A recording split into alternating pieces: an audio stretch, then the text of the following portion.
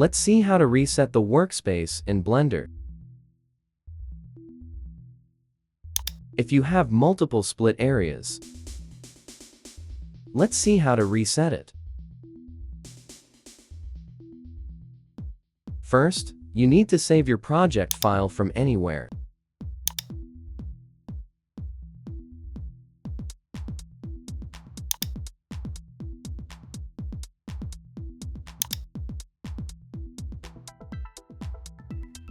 Now create a new project. Then open your project file.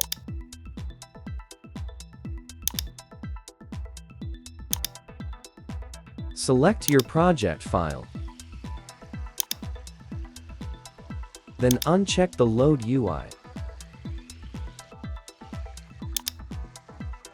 Now, your project file's workspace has been reset.